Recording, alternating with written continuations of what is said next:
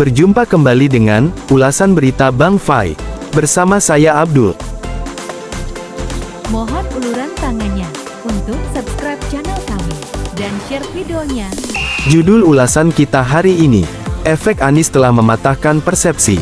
Walaupun ada rasa kurang begitu percaya pada hasil survei, dikarenakan kekurang terbukaan pembuat survei mengenai pemesan, biaya, subjektivitas dan objektivitas pertanyaan, tapi hasil survei terbaru Carta Politika ini cukup menarik perhatian. Setelah sekian waktu, semenjak Nasdem memutuskan mengusung Anies untuk Pilpres 2024, semua pengamat, lembaga survei dan para komentator memberikan tanggapan pesimis akan efek Anies bagi peningkatan elektoral Nasdem. Hasil survei ini, di mana elektoral Nasdem mengalami kenaikan 1,2%, tentu akan menjadi pertimbangan tersendiri bagi partai-partai terhadap elektoral mereka selama pelaksanaan Pilpres dan pasca Pilpres nantinya. Kenapa faktor elektoral ini begitu penting bagi partai? Karena faktor ini akan menentukan nasib partai tersebut, apakah akan bisa masuk ke DPR atau akan terjungkal dan akhirnya menjadi partai buram.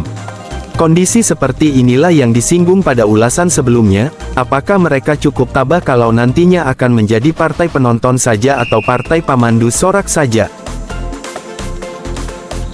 Efek Anies sebagaimana yang sudah dirasakan oleh Nasdem, tentu dimungkinkan menjadi efek magnet bagi partai lain untuk ikut bergabung dalam koalisi yang dibuka oleh Nasdem.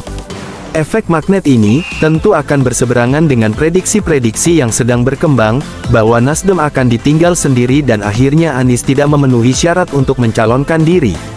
Dinamika di mana beberapa partai mencoba menarik PKS dan Demokrat ke pihak mereka, bisa jadi, nantinya partai-partai tersebut akan ikut terseret oleh PKS dan Demokrat, untuk bergabung dengan Nasdem.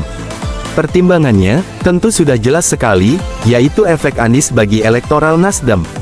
Sebagaimana, Gerindra yang ingin bernostalgia dengan PKS, bisa jadi Gerindra yang masih dalam posisi gamang, karena merasa dipermainkan dengan pernyataan-pernyataan akan mendapat restu, bisa jadi malah akan berbalik haluan dengan mendukung Anies. Masih segar tentunya, bagaimana Gerindra dan PKS bahu-membahu dalam Pilkada DKI yang mereka menangkan secara kesatria. Nostalgia ini, bisa jadi yang ingin mereka ulang di Pilpres 2024 ini. Lalu bagaimana dengan Ketua Umum Gerindra? Efek Anies sebagaimana yang sudah dirasakan oleh Nasdem, tentu dimungkinkan menjadi efek magnet bagi partai lain untuk ikut bergabung dalam koalisi yang dibuka oleh Nasdem. Prabowo, dengan pertimbangan yang disampaikan di awal, kemudian memutuskan menjadi kingmaker lagi, sebagaimana pada Pilgub DKI terdahulu. Dengan pertimbangan kenegarawannya, bahwa menjadi kingmaker jauh lebih baik dari sekedar mengejar posisi nomor 1 di Indonesia.